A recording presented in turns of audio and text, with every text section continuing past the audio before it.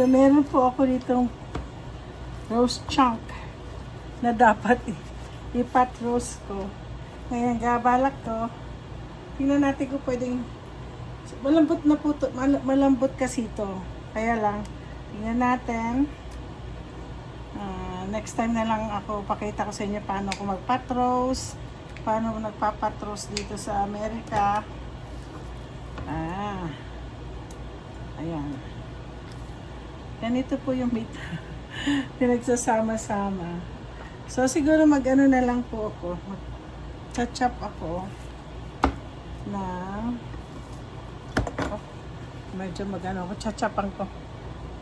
First time ko gawa ng bistek. Pero, siguro i-ano natin, no, gagawin natin manipis. Kaso may mga may mga butas-butas na. Sana yung manipis-nipis, di ba? Sana pala bumili na pala ako sa pangalan yan. Ayan. Meron po kasi kaming ganito. Pampalambot. Ayan. Ayoko na masyadong mag-ano kasi natutulog po yung asawa ko. Ganyan po namin yan. Ayan. Ito po kasi ganyan, no. Ano yan, So, ito, i-mix natin. Bukas po pa ito iluluto. Lalagyan natin po na, wala po kaming kalamansi, so itong gagamitin natin kalamansi.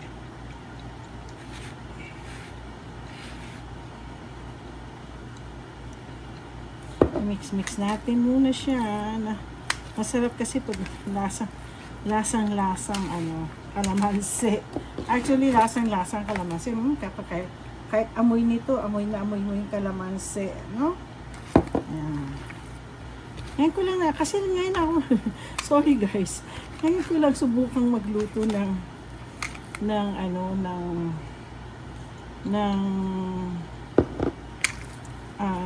bistek. Ayan, bistek okay. So sabi, lagyan ko daw ng toyo. Ginamit ko to yung gold label, light lang. Ayan. So, lalagyan kayo natin to ng pepper. Siguro ganyan na lang, siguro mamaya na lang pag sana, ayan. Okay.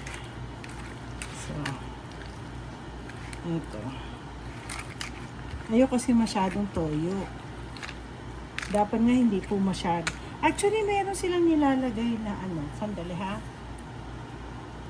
Actually, may nakita ko nilagyan nila ng konting oyster sauce. Ako kasi pachamba lang. So, siguro, sana nga masarap to.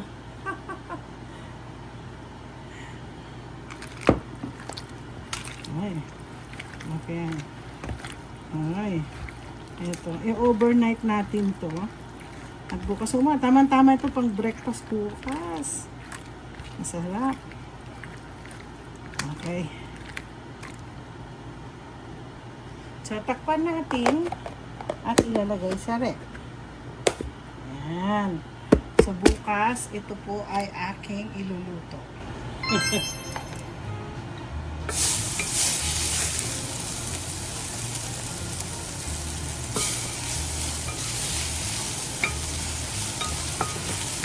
Mabilis mag-brown ng aking saga.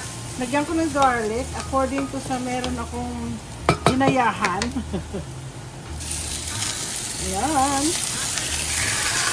Oh. Ayan.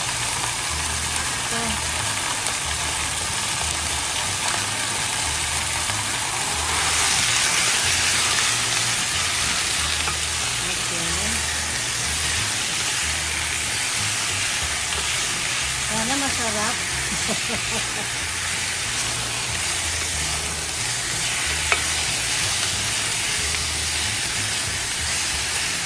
So, ito ang aking bistek puno-puno. Pero lagyan ko siyempre ng sabaw-sabaw para lumambot naman ang aking bistek. Hindi ko alam kung tama itong ginagawa ko.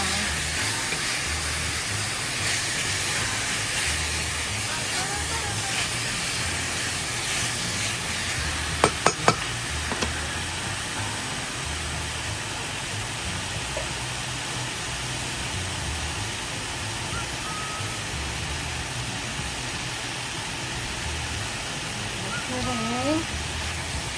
Natin po ito. Alam nyo, mahilig din ako kumain ng bistek, pero paggawa ni Myla. Si Myla, number 1 ang sarap ng kanyang bistek. Kaya lang minsan, sabi ko, kung pwede oyster sauce na lang gagamitin niya. Kasi hindi pwede asawa sa soy sauce. So, ito, hindi ko siya pakakainin nito kasi binabad ko to sa soy sauce kagabi. Kung nakita ninyo yung una-una kong kagabi na, kasi overnight ko po ito. So, tignan po natin kung maging successful ang aking bistek.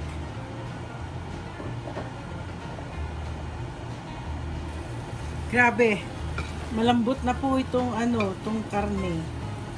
Ibig sabihin nito talagang very soft. Masarap. Alam niyo, isa pang na-discover ko, pero anuhin ko pa siya, patutuyuin ko pa ng konti. Konti pa. So, isang na-discover ko, ito pong white onions. Ay, naku, napakamahal. Per pound po nito, $1.45. Kaysa dun sa red one. Yung red mura lang. Mga 45 cents per pound, parang ganun. Pero ito, $1, mahal. Pero sige, para kasi ito sa sa pot roast na gagawin ko sana. Pero gagawa pa rin ako ng pot roast.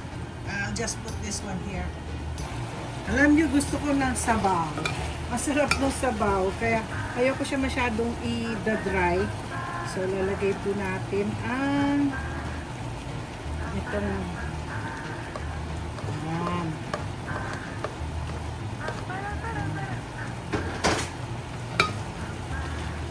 Masarap po yung sabaw. Ayan, medyo dry na siya, oh. Slow fire ko siya. Ay, sarap. Ay, siguro nagsucceed ako dito, no? Kasi, mahilig din naman ako kumain ng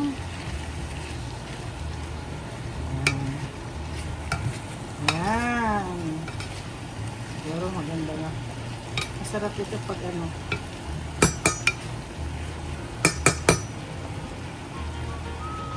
So, ito na po. Hindi ko na muna ipi-plating siya. Just leave it there. So, kukuha lang ako ng konting piece. Isang konting piece, patikman natin po. Malambot na po kasi siya eh. Tapos lalagyan ko ng konting fried rice. Anin natin po to. Ay! Yeah.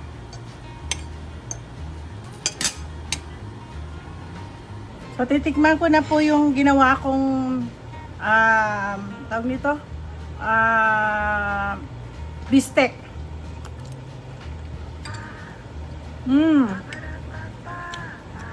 Ang sarap siya. Kaya minsan yung gagawin kong pork yung aking pot roast, pwede palang gawin siyang bistek.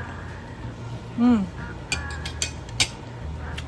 sarap nung taste na taste ko yung yung kalamansi.